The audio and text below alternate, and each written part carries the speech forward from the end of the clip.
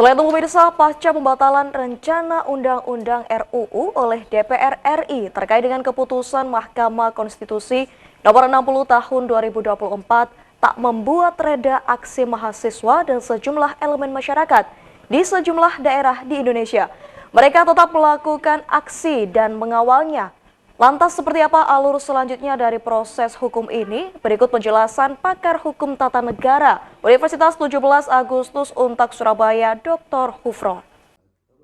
Pasca pembatalan RUU oleh DPR RI, pakar hukum tata negara Dr. Hufron angkat bicara.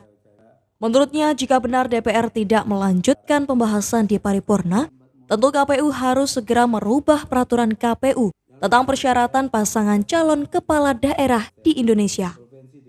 Sebagaimana KPU juga dengan sigap ketika ada putusan Mahkamah Konstitusi nomor 90 tahun 2023 terkait persyaratan calon presiden dan wakil presiden yang segera melakukan perubahan peraturan KPU tentang persyaratan Capres-Cawapres.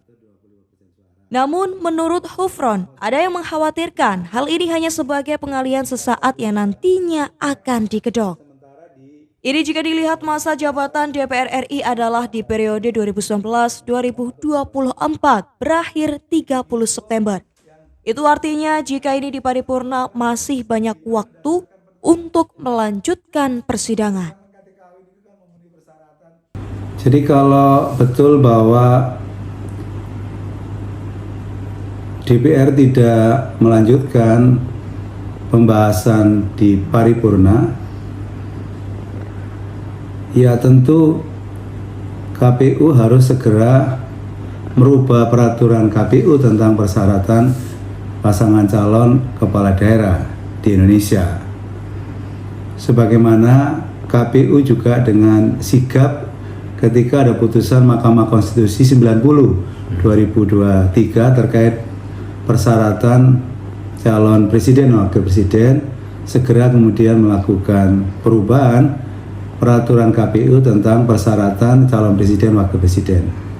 Kemudian DPR mau merubah undang-undang pilkada dengan menolak kemudian putusan Mahkamah Konstitusi, putusan nomor 60 dan 70 itu.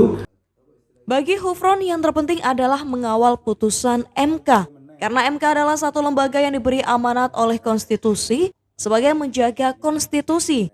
Jangan sampai konstitusi ini KDI dicabik-cabik dan diotak-atik.